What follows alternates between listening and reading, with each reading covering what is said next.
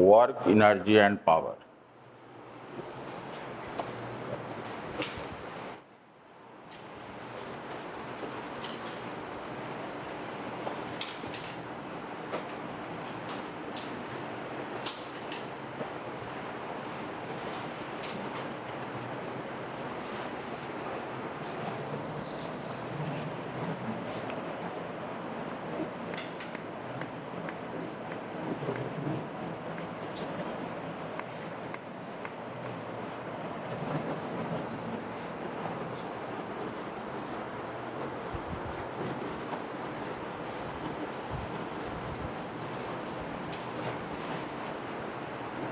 Work जो है कौन करता है?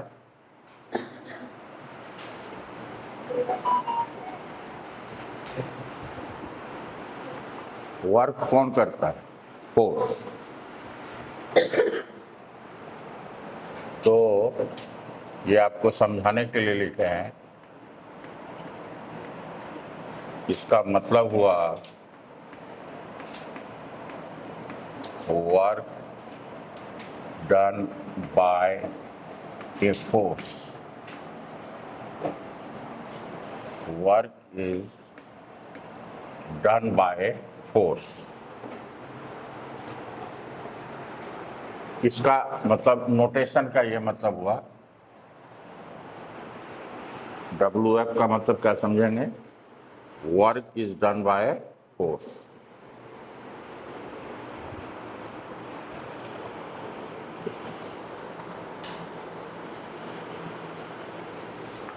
अब इसको जो डिफाइन करेंगे,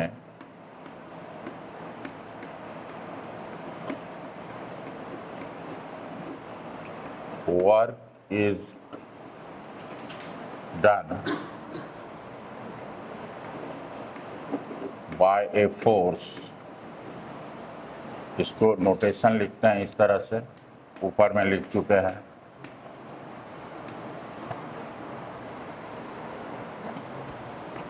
When it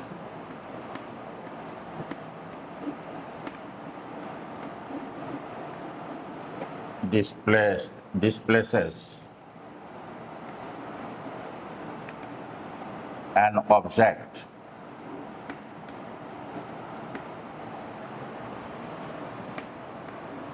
in the direction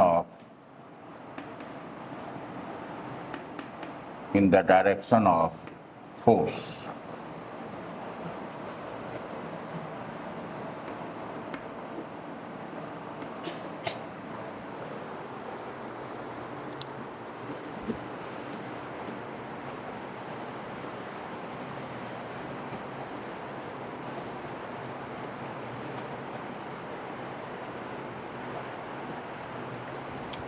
यहाँ पे डिस्प्लेसमेंट किसका हो रहा है? इसको ऑब्जेक्ट का हो रहा है। बाद में हम उसको बताएंगे। ऑब्जेक्ट का ये उतना सही नहीं है जितना होना चाहिए, लेकिन जनरली बुक्स में यही लिखता है। बताएंगे आगे चल करके। अब चूंकि वर्क कौन करता है? फोर्स करता है। तो वर्क के लिए क्या सब इंपॉर्टेंट है? एक फोर्स होना चाहिए, दूसरा डिस्प्लेसमेंट होना चाहिए। और डिस्प्लेसमेंट किस डायरेक्शन में? फोर्स के डायरेक्शन में। जैसे एक सिंपल सी बात मैं बता रहा हूं यहाँ पे,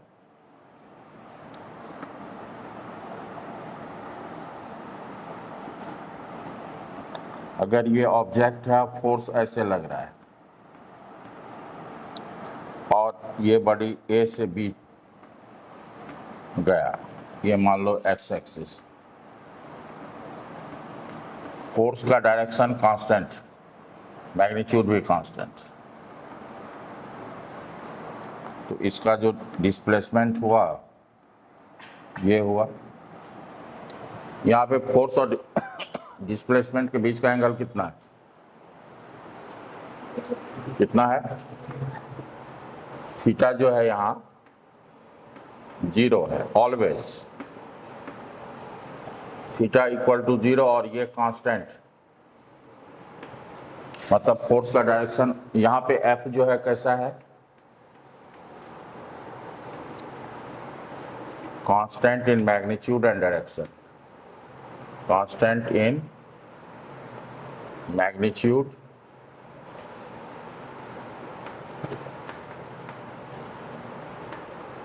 एंड डायरेक्शन।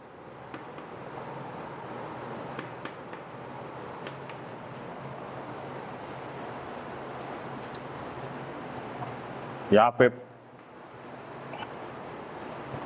तो इस फोर्स को क्या कहेंगे, कांस्टेंट फोर्स।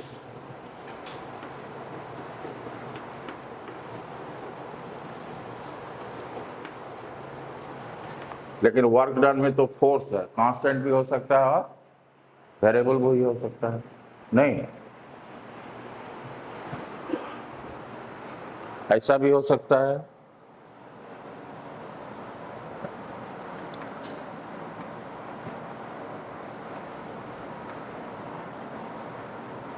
ये एक्स एक्सिस है, ये मान लो ओरिजिन है, यहाँ पे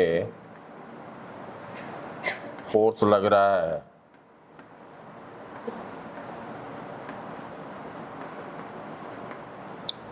यहाँ पर भी एक्स एक्सिस से फोर्स,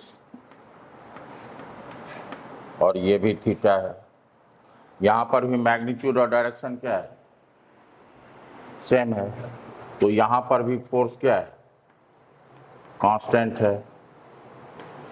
लेकिन यहाँ पे थीटा 0 है, यहाँ पे थीटा इक्वल टू थीटा है जो कि कांस्टेंट, ऐसा नहीं है जो थीटा चेंज कर रहा है, टाइम के साथ थीटा कांस्टेंट।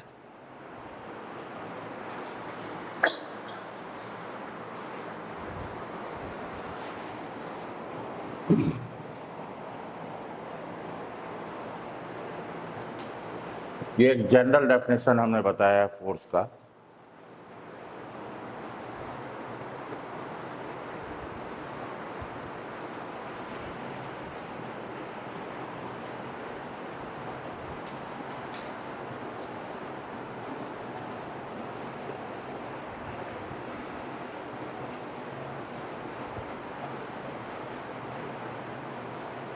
तो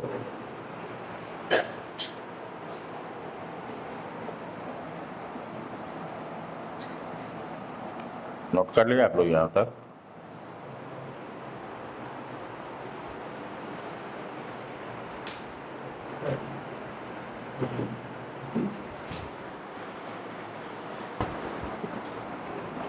नोट कर लिए। अब आइए, ये वर्क करता है कौन, फोर्स। फोर्स जो है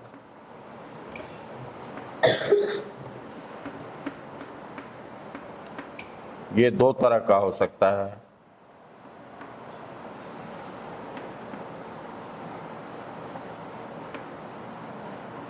कांस्टेंट फोर्स और variable force.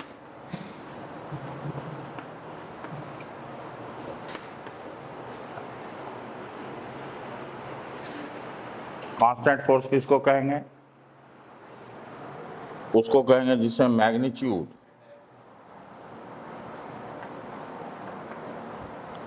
Magnitude as well as direction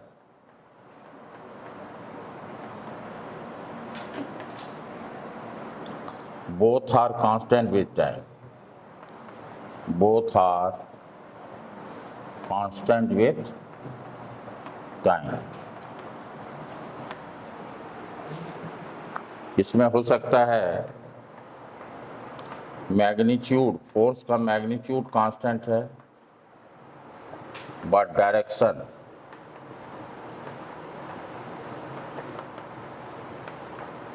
variable है, डायरेक्शन वेरिएबल है। दूसरा,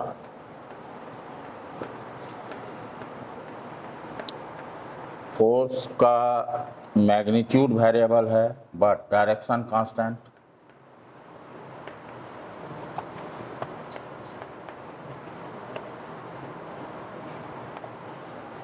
तीसरा,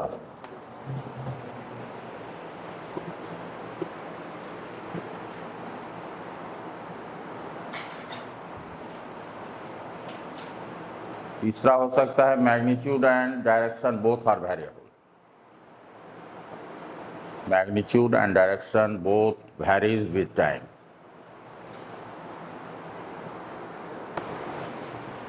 तो पहले हम लोग पढ़ेंगे work done by constant force, और उसके बाद पढ़ेंगे work done by variable force.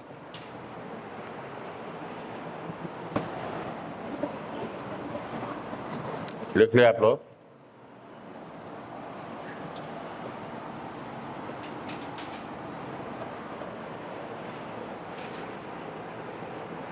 लिखेंगे work done bye a constant force.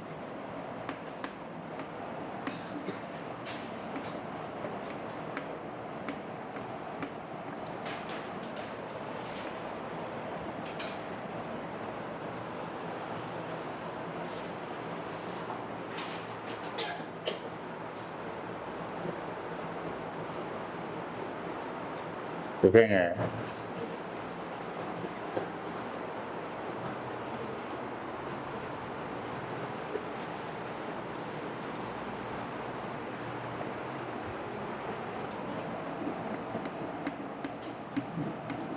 work is done by a constant force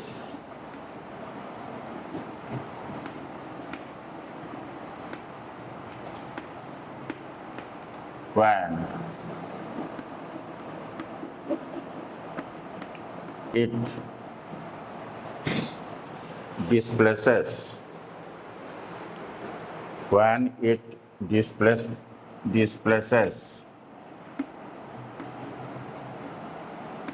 an object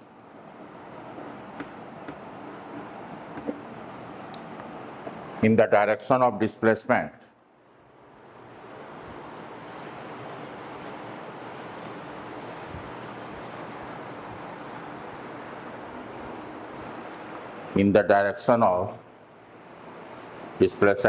displaces an object in the direction of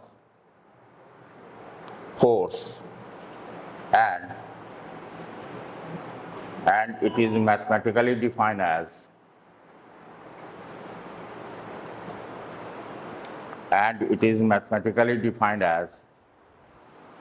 dot product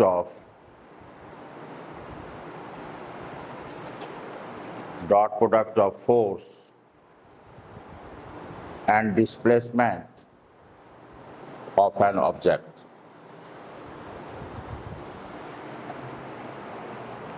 Mathematically it is given by F dot S।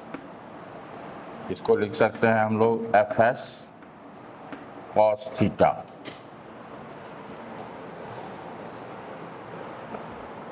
इसको ऐसे भी लिख सकते हैं F cos theta और S। Figure बनाते हैं, ये X है, ये ओरिजिन है, मान लीजिए ये A है, ये F है।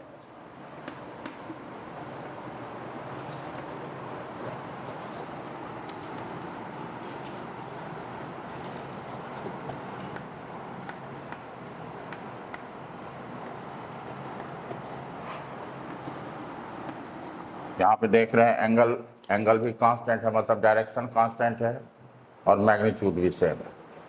तो एक चीज आप देखो, डिस्प्लेसमेंट का ये डायरेक्शन हुआ, ए से बी आया, ये डिस्प्लेसमेंट हुआ, और एफ का ये जो कंपोनेंट होगा डिस्प्लेसमेंट के तरफ, एफ का दो कंपोनेंट होगा,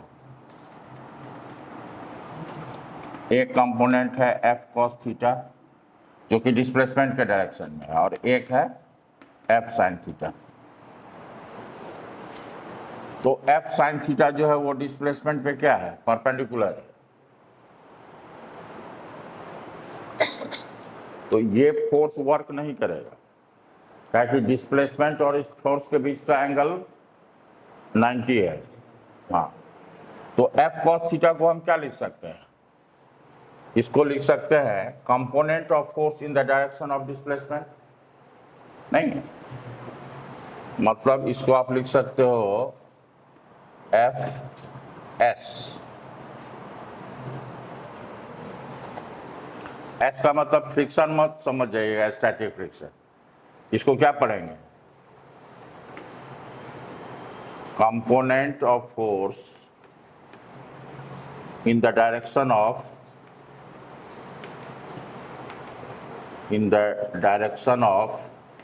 डिस्प्लेसमेंट। तो एफ कॉस थीटा क्या है, इसको हम लिखते हैं यहाँ पे component of force in the direction of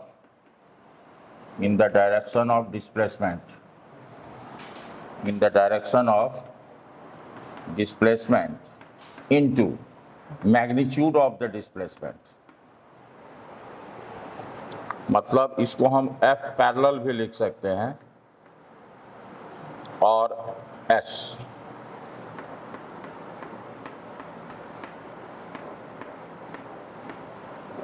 S क्या है, S है डिस्प्लेसमेंट का मैग्नीट्यूड है।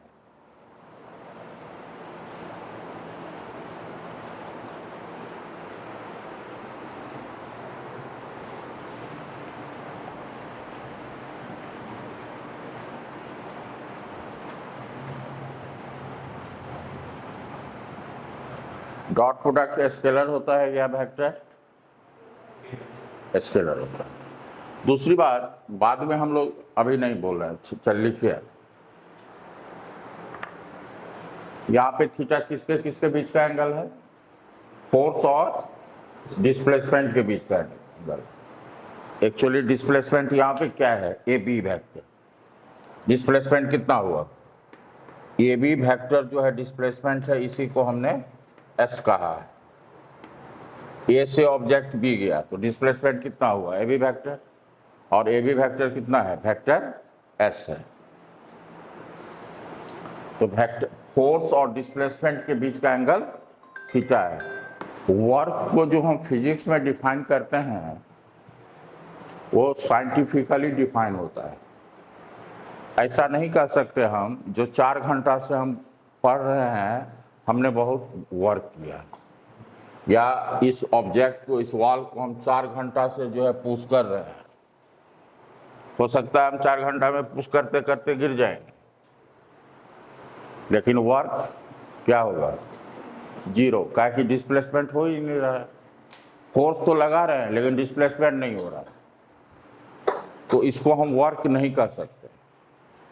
दूसरी बात, ऐसा भी हो सकता है जो हम फोर्स 90 डिग्री पे लगाएं, जैसे हम लगेज लेकर के चल रहे हैं तो mg नीचे हुआ और हम हॉरिजेंटली जा रहे हैं, तो mg और डिस्प्लेसमेंट के बीच का क्या हुआ, angle.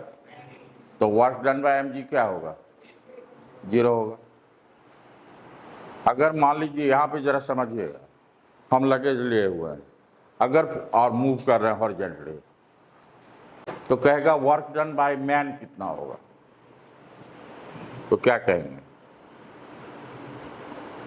Work done by man का मतलब क्या, मैन जो फोर्स लगा रहा होगा। तो मैन कौन सा, लगेज है, लगेज प्रेस कर रहा है हमारे हेड को नीचे, तो हम जो है कांटेक्ट फोर्स लग रहा है, एन लगा रहा है नीचे, तो हम कितना लगा रहे हैं, एन ऊपर लग रहा है और डिस्प्लेसमेंट हॉरिजेंटली हो रहा है, तो एंगल, तो वर्क डन बाय मैन 0। तो न्यूटन साहब को इसी पे झगड़ा हो गया। एक कुली से जा रहे थे, वो कुली को कहा कि तुमको पैसा हम क्यों देंगे, तुमने तो वर्क ही नहीं किया, आपने तो वर्क कुछ किया ही नहीं।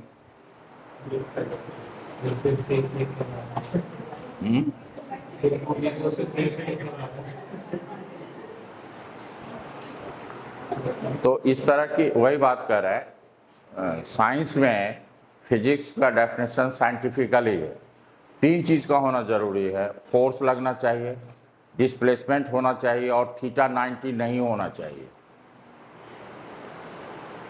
Force, work is done by force when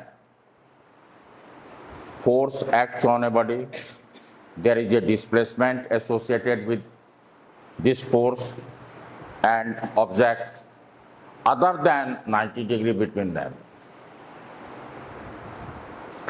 तो यहाँ पे आप लिखेंगे here theta is the angle between vector F and vector S. Here theta is the angle between vector F and vector S.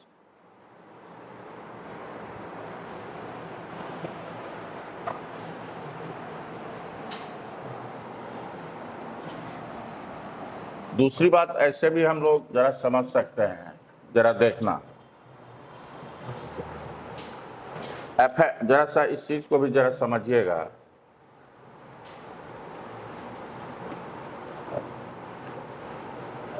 हम फोर्स इधर लगा रहे हैं, ये भी फिगर चाहे तो आप बना सकते हो। और मान लो ये ए था और यहाँ पे ऑब्जेक्ट आया, ये बी हो गया, तो डिस्प्लेसमेंट तो ये हुआ एस। फोर्स और डिस्प्लेसमेंट के बीच का एंगल ये है, तो एस का कंपोनेंट इधर कितना होगा? S cos theta. S cos theta है ना यहाँ, तो एस कॉस थीटा का मतलब क्या हुआ? ये हुआ, ऐसे भी लिख सकते हैं, फोर्स का magnitude and component of component of displacement in the direction of force.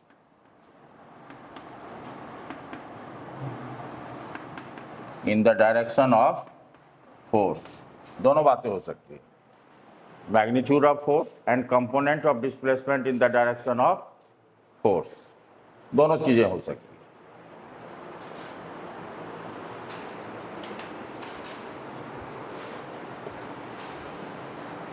Component कब नहीं होगा? जब दोनों एक दूसरे पे परपेंडिकुलर होगा।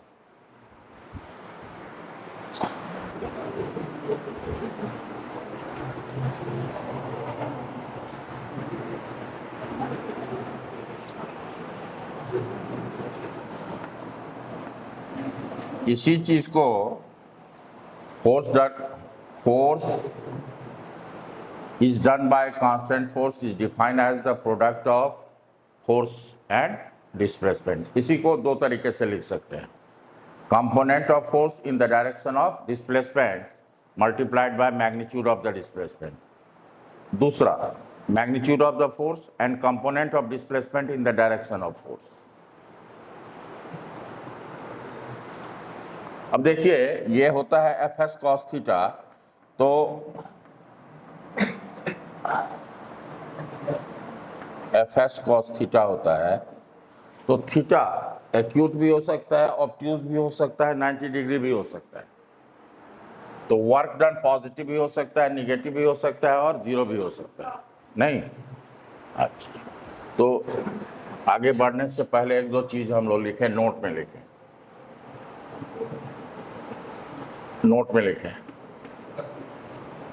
पहला, work is a scalar quantity. Work is a scalar quantity. Second में लिखिए, its SI unit. Its SI unit newton metre, लेकिन न्यूटन मीटर इसको नहीं कहते हैं, इसको कहते हैं जू न केजी। आप इसको ऐसे लिख सकते हो, MAS केजी मीटर स्क्वायर पर सेकेंड स्क्वायर। केजी, हाँ, केजी मीटर स्क्वायर पर सेकंड स्क्वायर, और इसको जूल कहते हैं।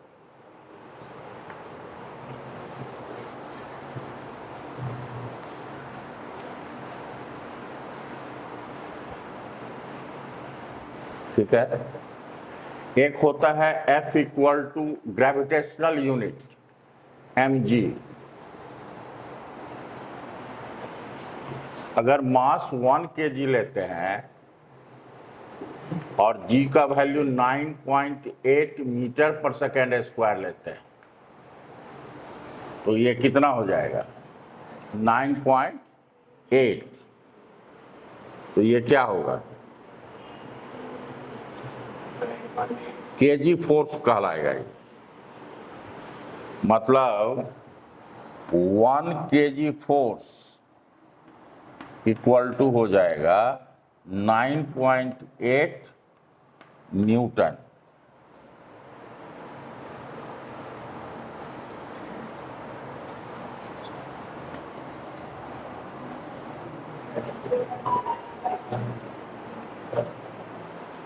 ये ग्रेविटेशनल यूनिट ऑफ फोर्स हो गया।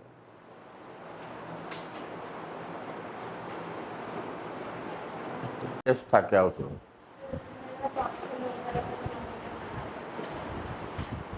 आप क्यों नहीं लिखें? दूसरे सवाल का 1 किलो न्यूटन।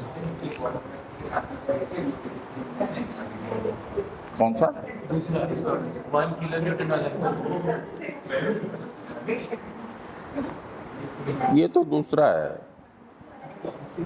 इसमें तो कुछ नहीं ऐसा है, ये तो इससे रिलेटेड नहीं है। तो वो तो यूनिट एंड डायमेंशन से है। किलो न्यूटन है तो उसको 10⁻³ न्यूटन।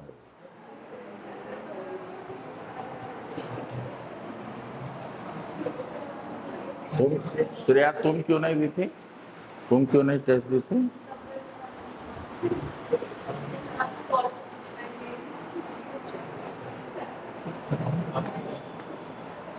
थर्ड पॉइंट लिखिएगा।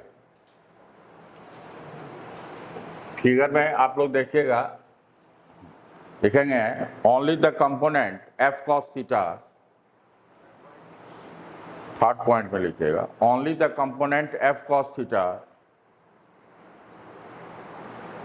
of the force vector F which is along the direction of displacement contributes the work done.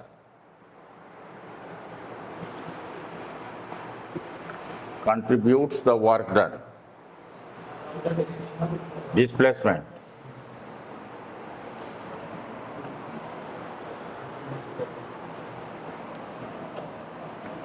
यही ना आप लिखा है F cos theta into S. F ये क्या है?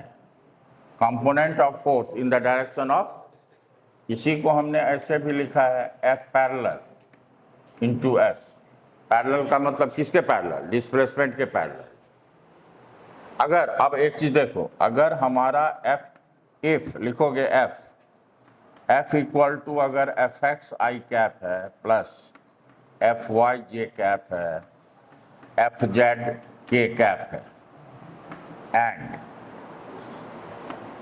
डिस्प्लेसमेंट डेल्टा x आई कैप प्लस डेल्टा y जे cap plus delta z के cap.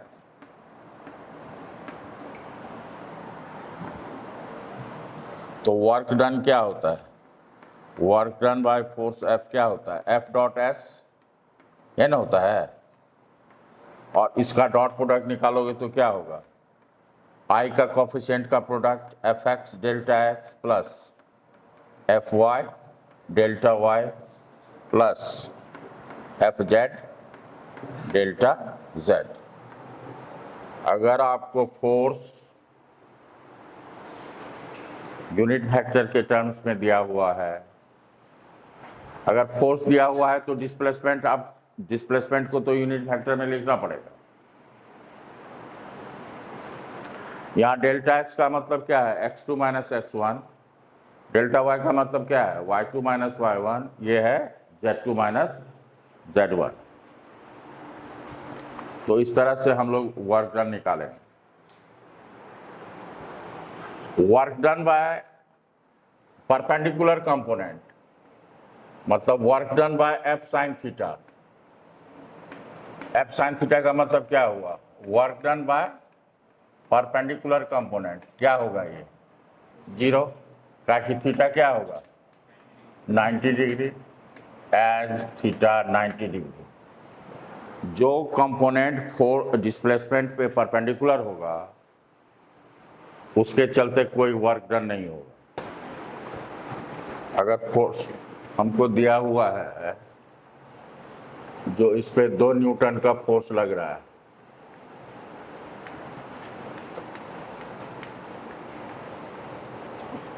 और 10 मीटर डिस्प्लेसमेंट हो रहा है, तो वर्क डन कितना होगा।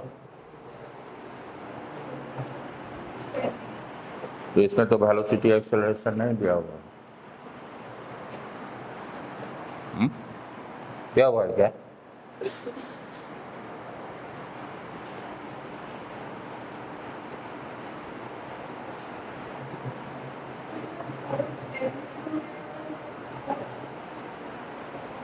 हाँ तो m इंटू ए तो कांस्टेंट फोर्स ही ना m इंटू ए है, तो f को तोड़ कर कह रहे हैं, जब f दिया ही हुआ है तो m इंटू ए क्यों ला रहे हैं, f तो दिया ही हुआ है, f नहीं दिया रहता तो मास इंटू एक्सेलरेशन करते। फोर्स दिया हुआ है और डिस्प्लेसमेंट दिया हुआ है, तो f है cos 0। यहाँ वेलोसिटी एक्सेलरेशन की तो कोई बात है ही नहीं, तो लिखिएगा, नेक्स्ट पॉइंट लिखिएगा, work done by force does not depend on velocity and acceleration of the body or presence of the other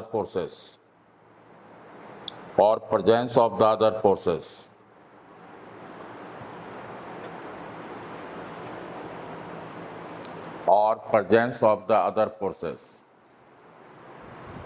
मान लीजिए इसी बॉडी पे 5 फोर्स लग रहा होता, F1, F2, F3, F4, F5, हमसे पूछता वर्क डन बाय F1 बताइए, तो वर्क डन बाय F1 जो होगा F2, F3, F4, F5 से क्या होगा, इंडिपेंडेंट होगा। समझ रहे हैं, यही है superposition of force. Superposition of force क्या है, अगर किसी एक फोर्स के बारे में आपको वर्क डन कह रहा निकालने के लिए, तो ये भूल जाइए जो उस पर और भी अदर कोई फोर्स लग रहा है। अगर F2 के चलते वर्क निकालना है तो और अदर 4 को भूल जाइए। समझ रहे हैं बात, नेक्स्ट लिखिएगा, next point, when several forces acts on a body,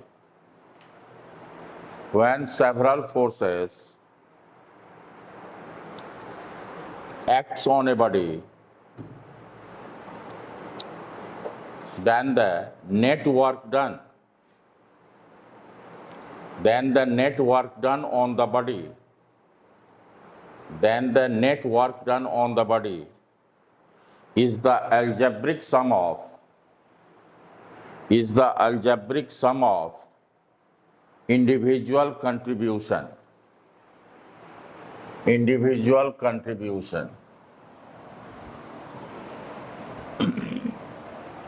हाँ, तो वर्क डन बाय जो नेट फोर्स हम निकालेंगे, वर्क डन ऑन नेट, वो क्या निकालेंगे, F1 अगर सिंगल लगता तो इतना वर्क करता, प्लस जब F2 सिंगल लगता तब कितना वर्क करता, F2 S2, सभी के चलते निकाल लेंगे इंडिविजुअल और सबको ऐड कर देंगे।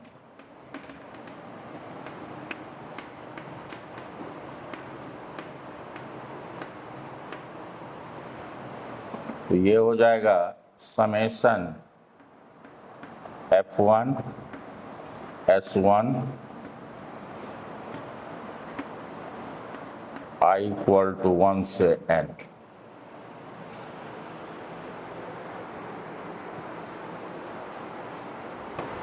दूसरा तरीका है जो पहले रिजल्टेंट फोर्स निकाल लीजिए और रिजल्टेंट फोर्स जो होगा उसी डायरेक्शन में डिस्प्लेसमेंट होगा, है ना। तो रिजल्टेंट फोर्स डॉट एस कर लीजिए, ऐसा भी हो सकता है। अब आइए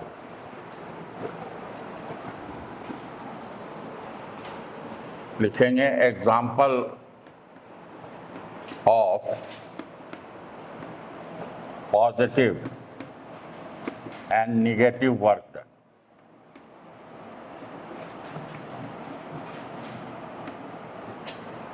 example of positive and negative work done. ये मान लीजिए वर्क, ये ऑब्जेक्ट है और इस पे फोर्स हम इस तरह से लगा रहे हैं और डिस्प्लेसमेंट इधर हो रहा है, ये है थीटा।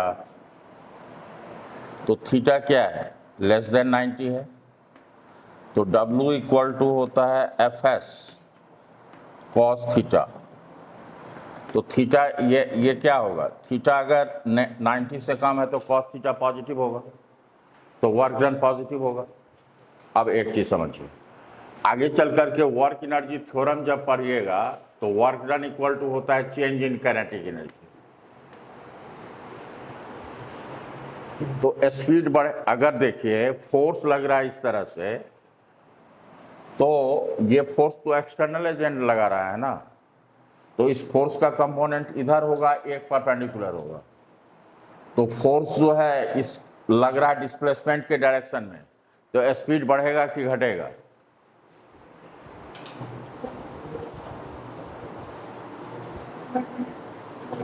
बढ़ेगा। तो इसकी स्पीड बढ़ेगी, इसका मतलब है एक्सटर्नल एजेंट जो है एनर्जी ट्रांसफर कर रहा है एजेंट टू द सिस्टम। हाँ, यहाँ पे एक चीज समझो, जो स्पीड जो है इस केस में स्पीड इंक्रीज होगा, इसका ये मतलब हुआ, लिखोगे कहे कि वर्क डन जो है पॉजिटिव हो रहा है, वर्क डन क्या हो रहा है पॉजिटिव, मतलब स्पीड जो है इंक्रीजिंग होगा, स्पीड बढ़ रहा है। स्पीड तभी बढ़ेगा जब एनर्जी सप्लाई करोगे आप। तो आप लिखेंगे दैट भी increasing, it means energy is transferred by the external agent to the system.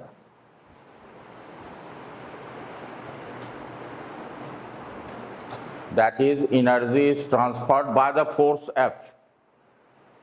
Energy is transferred by the force F to the system, and its speed is increasing.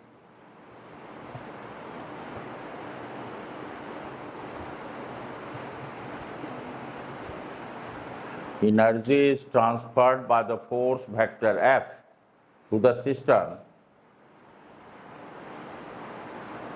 and hence its speed is increasing.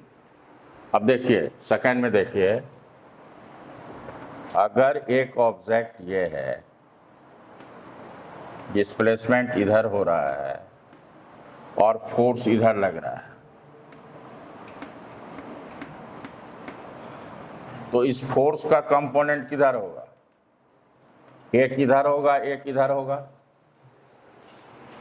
एक component इधर होगा, एक component, ये theta है,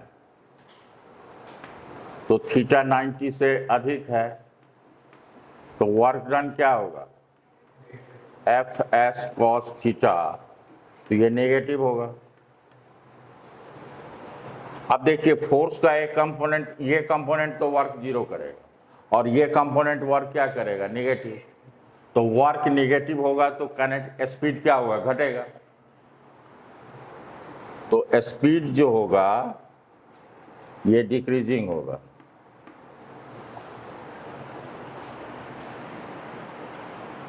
इसका मतलब work जो ये फोर्स कर रहा है, ये एनर्जी जो है सिस्टम से ले रहा है, ये सिस्टम को एनर्जी दे नहीं रहा है, सिस्टम से एनर्जी एक्सट्रैक्ट कर रहा है। लिखेंगे here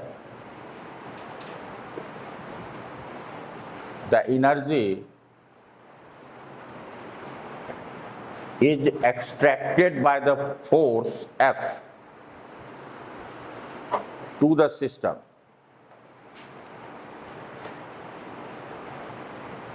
To the system, and hence its speed decreasing, is decreasing.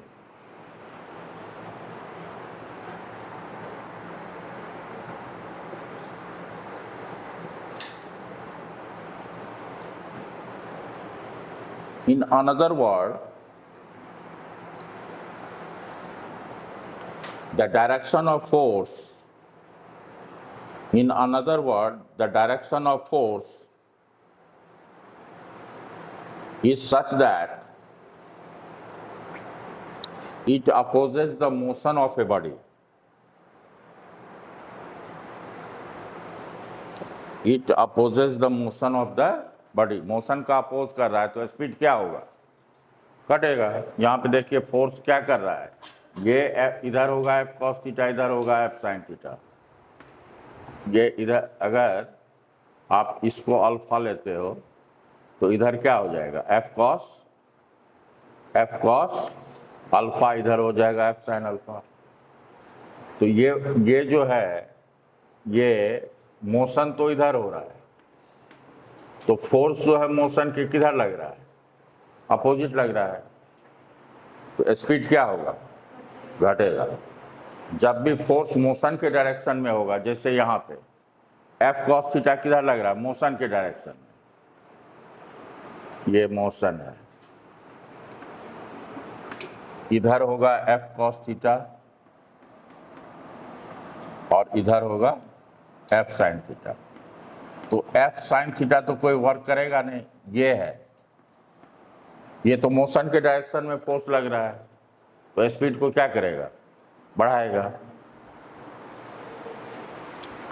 अब मैक्सिमम फोर्स कब लगेगा, फोर्स मैक्सिमम कब होगा, जब कॉस थीटा का वैल्यू 1 हो, when cos theta equal to 1, that is theta equal to 0 degree. Displacement force के direction में होगा तो फोर्स ये वर्क डन मैक्सिमम होगा। वर्क डन मैक्सिमम कितना होगा, Fs, और वर्क मिनिमम कितना होगा,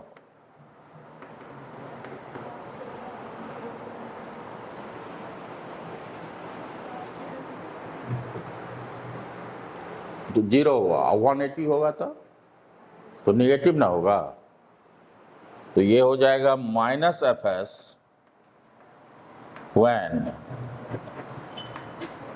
cos theta equal to -1, that is theta equal to 180। जैसे यहीं पे इधर मोशन हो रहा है, फोर्स इधर लगाते तो थीटा 180 हो जाता ना, तो थीटा 180 हो जाएगा तो फोर्स निगेटिव हो जाएगा। जैसे वर्क डन बाय फ्रिक्शन, ऐसा नहीं है जो work done by friction positive नहीं होता है, पॉजिटिव भी होता है, 0 भी होता है और निगेटिव भी होता है। ये दिमाग में मत रखिएगा जो work done by friction force always negative ही होता है। आप लोग फ्रिक्शन पढ़ चुके हैं ना, तो work done by force positive हो सकता है कि नहीं है? कोई एक एग्जांपल बता सकते हैं?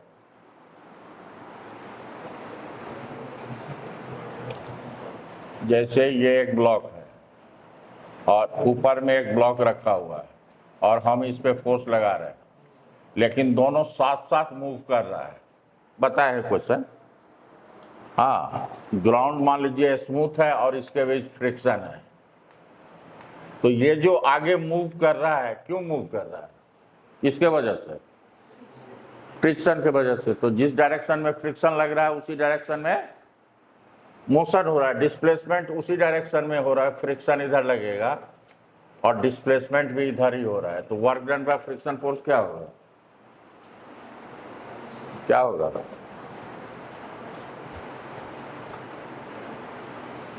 क्या होगा श्रेया? हाँ? क्या होगा वर्क डन? कुछ बोल ही नहीं, कहाँ नहीं समझ पाए? फ्रिक्शन पढ़ा दिए हैं, कह रही हो समझ नहीं पाई।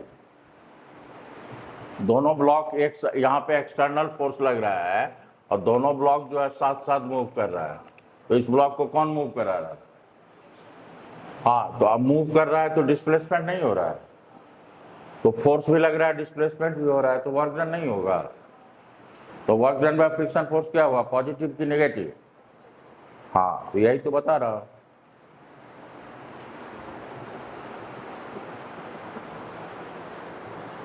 अब लिखोगे example of zero work done. Example of zero work done.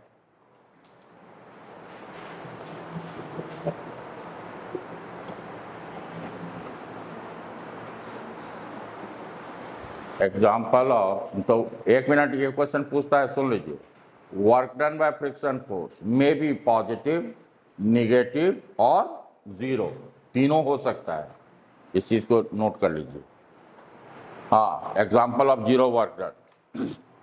अगर मान लीजिए कोई बॉडी आइसोलेटेड है और स्पेस में है, आइसोलेटेड का मतलब क्या हुआ, उस पर कोई फोर्स लगेगा और वो स्पेस में है, तो उस पर कोई वर्क नहीं हो सकता है, क्या कि उसमें तो फोर्स ही नहीं लग रहा। आइसोलेटेड बॉडी का मतलब कोई फोर्स नहीं लगेगा, तो फोर्स नहीं लगेगा तो वर्क डन क्या होगा, जीरो होगा। जैसे work done bye centripetal force क्या होता है, जीरो होता है। यहाँ पे तो फोर्स भी लग रहा है, डिस्प्लेसमेंट भी हो रहा है, लेकिन फोर्स और डिस्प्लेसमेंट एक दूसरे पे परपेंडिकुलर है, नहीं है। सन अर्थ जो है सन के चारों ओर मूव कर रहा है, तो सर्कुलर मोशन में है, तो कौन मूव करा रहा है, सेंट्रीपिटल फोर्स कौन प्रोवाइड कर रहा है, सन। अब पूछेगा क्या हो रहा था, हाँ क्या बोले अभी हम, उससे पहले क्या बोले, कौन सा एग्जाम्पल अभी दिए, क्या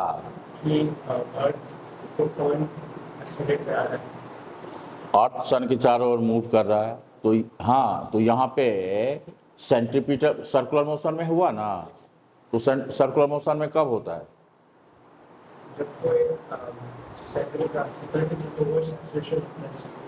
सेंटर की तरफ एक्सीलरेशन होता है, तो सेंटर की तरफ एक्सीलरेशन होगा तो फोर्स किधर लगेगा,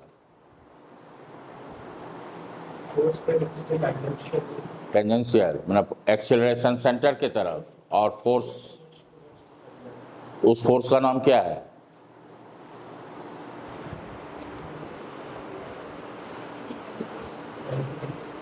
तो यहाँ पे सेंट्रीपिटल फोर्स कौन लगा रहा है,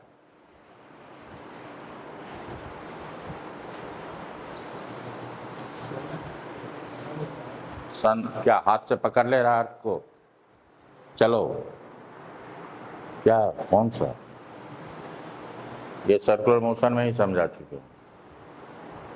सेंट्रीपिटल फोर्स है, जैसे बॉयज में सभी आ गया, लेकिन सेंट्रीपिटल फोर्स बॉयज ने, सेंट्रीपिटल फोर्स है इक्विवेलेंट टू बॉयज, लेकिन सबका तो नाम होता है, तो इस बॉयज का क्या नाम है, इस बॉयज का क्या नाम है, उसी तरह से सेंट्रीपिटल फोर्स तो एक कॉमन है। इस एग्जाम्पल में सेंट्रीपिटल फोर्स का नाम क्या है, इस एग्जाम्पल में बॉयज कौन है, यानी सेंट्रीपिटल फोर्स कौन है, बोलो बोलो, ग्रेविटेशनल क्या फोर्स, यहाँ पे ग्रेविटेशनल फोर्स सेंटर की तरफ लगा रहा है। तो अगर फोर्स और वेलोसिटी एक दूसरे पे परपेंडिकुलर रहेगा तो वर्क डन क्या होगा, जीरो होगा।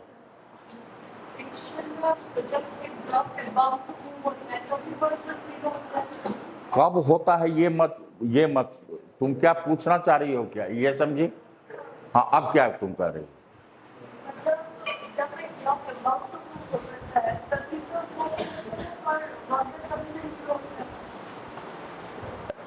हाँ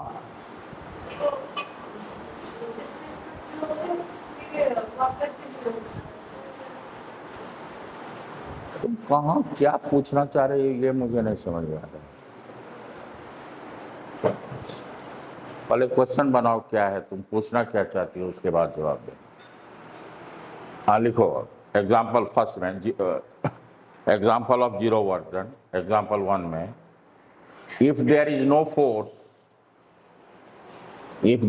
force acting on the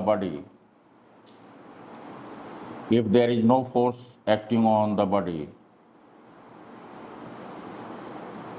that is, as for example, motion of an isolated body in free space.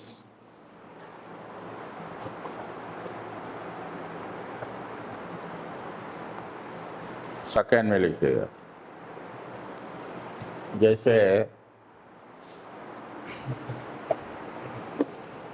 जैसे देखो,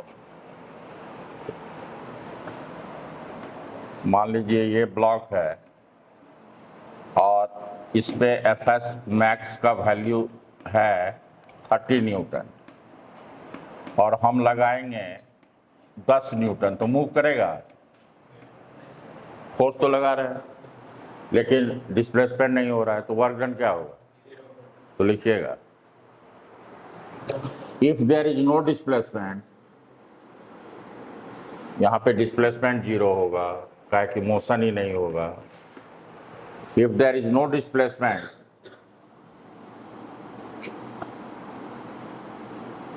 when applied force is unable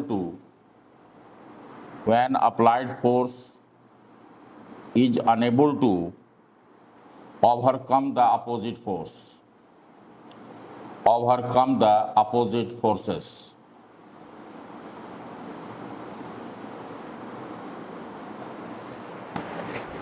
बात समझ में आई?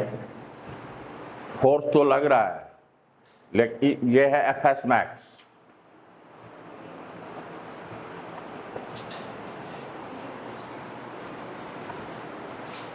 ये एफएस मैक्स है, लेकिन अभी फ्रिक्शन कितना लग रहा होगा? 10 न्यूटन। अभी लग रहा होगा 10 न्यूटन। हम 20 करेंगे तो वो भी 20 करेगा, हम 30 करेंगे तो वो भी 30 करेगा।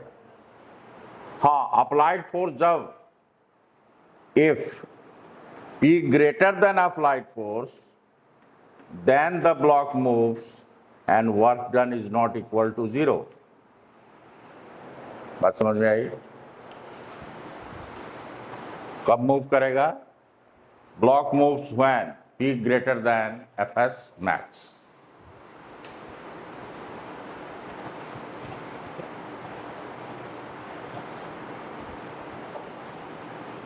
प्रज्ञा मुंडी हिला रही।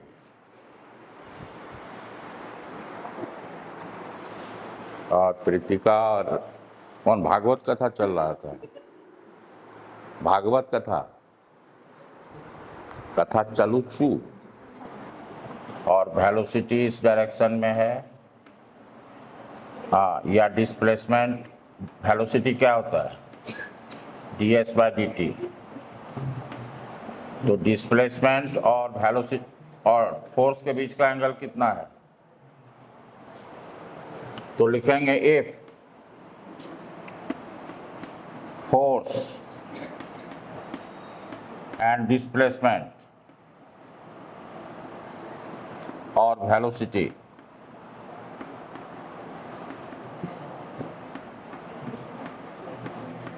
परपेंडिकुलर टू ईच अदर,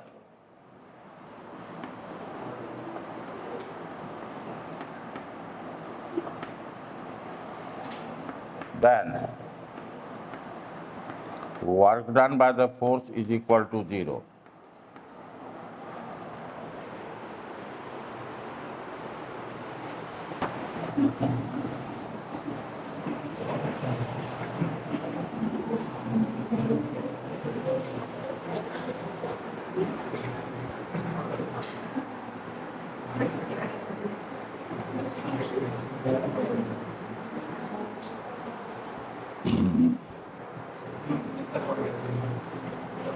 इसी में यहीं पे लिख सकते हो, और work done bye centripetal force work done by centripetal force in circular motion. Work done by centripetal force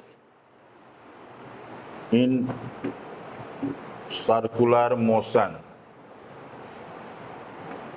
is equal to 0 as centripetal force perpendicular to displacement or velocity. हेगला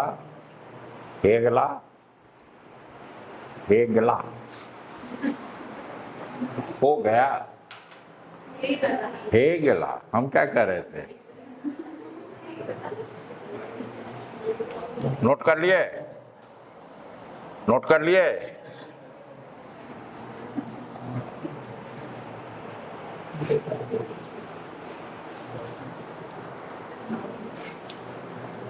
इसी से तो प्रोनाउंसिएशन से तो ही पता चल जाता है। यहाँ का आदमी जाके इंग्लिश बोलेगा अमेरिका में, पक्का कर देगा इंडियन है।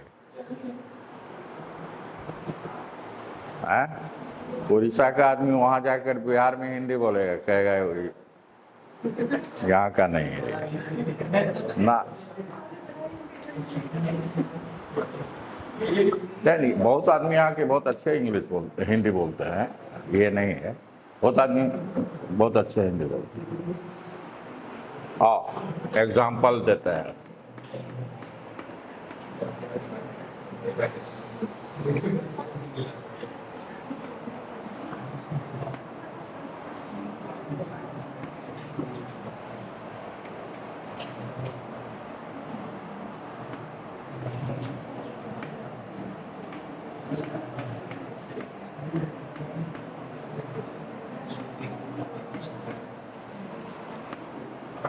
M है 5 kg, G है 10 मीटर पर सेकेंड स्क्वायर, H है 10 metre. Work done by F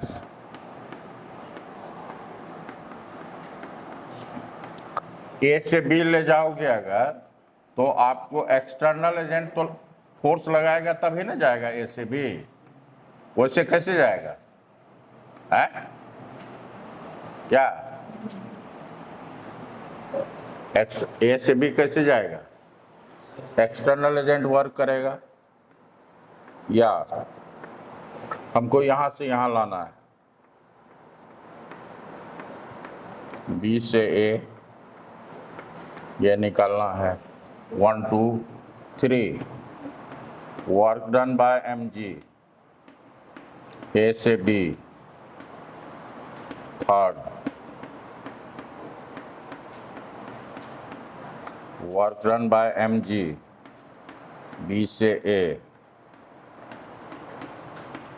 चलिए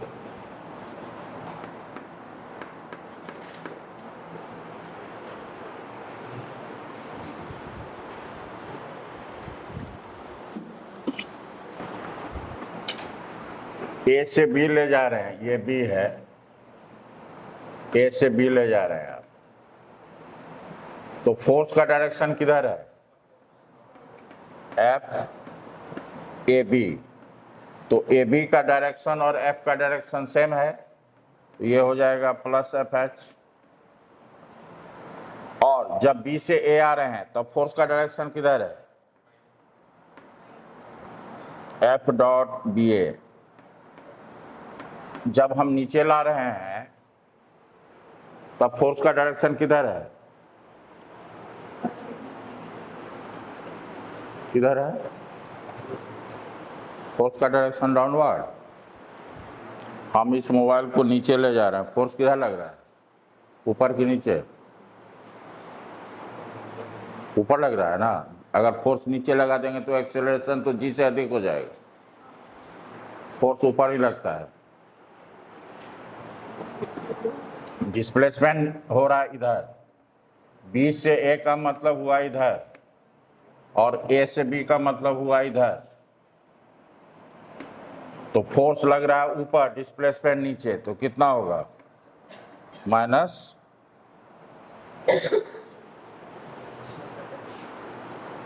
थोड़ा सा छोटा सा माइनस लगाइए तो यहाँ पे जी लिखी थी क्या बताइए?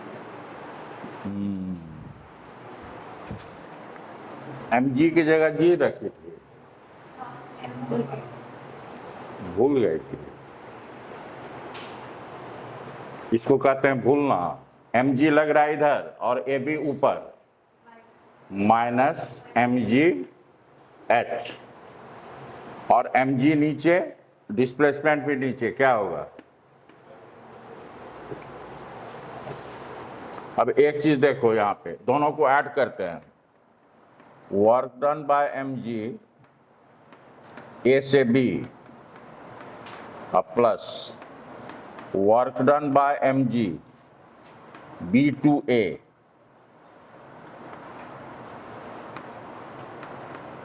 कितना हुआ? 0।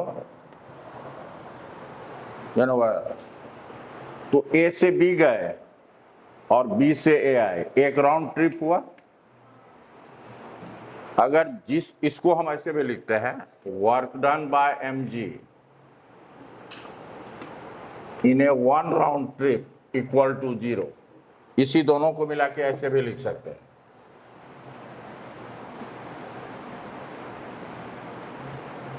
ये साइड पे इंटीग्रेशन लिखी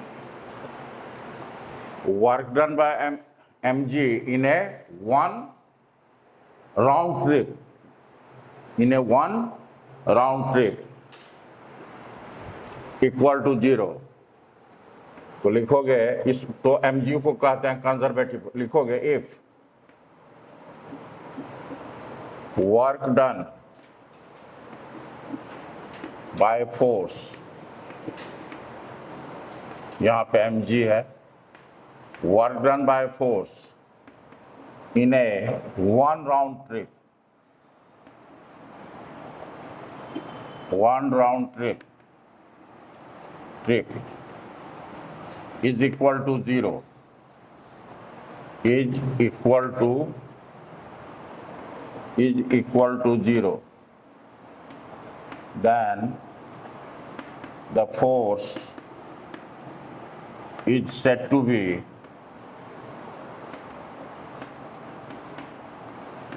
conservative force.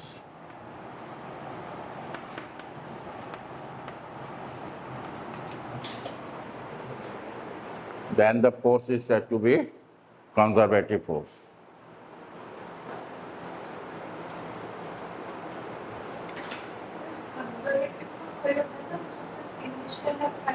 अभी लिखा रहा है, मेन ये है,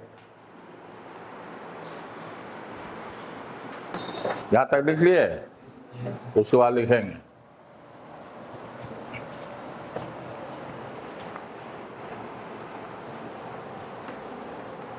तो कहेंगे work done by conservative force,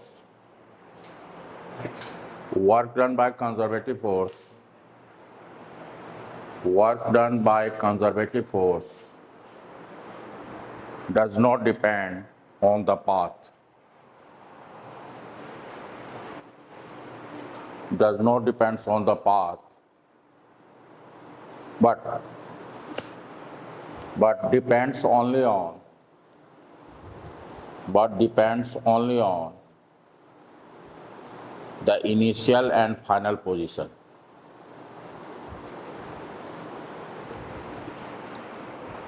example में लिख लीजिए,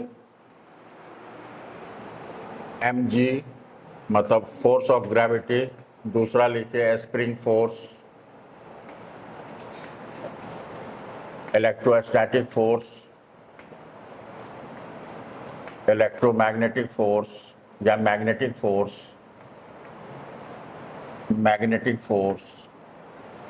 etc.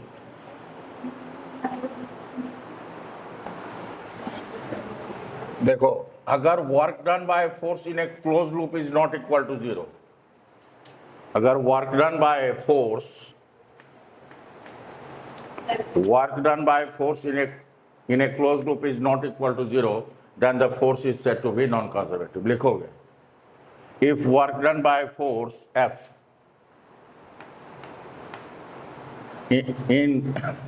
in a one round trip is not equal to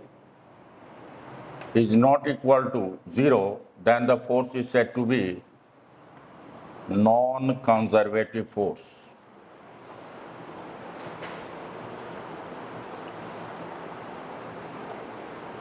As for example, work done by friction force. One round trip में देखोगे फ्रिक्शन फोर्स के चलते 0 नहीं होगा, या एयर रेजिस्टेंस,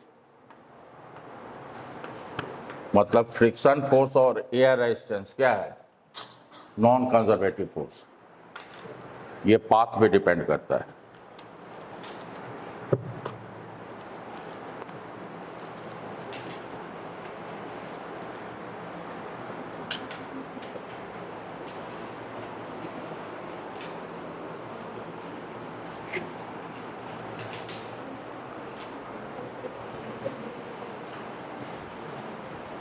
इस संडे को तो होगा एक क्लास, ठीक है? क्या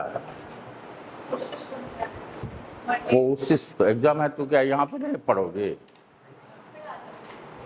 वही तो कह रहा हूँ, यहाँ पे जो पढ़ोगे वो जरूर एग्जाम में लेके आओ, ये बात तय है।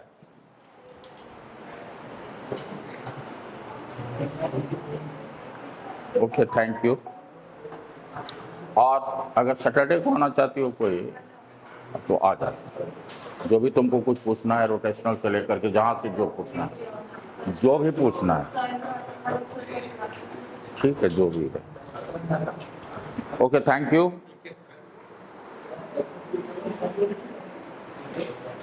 इसको कौन ऑपरेट कर रहा था?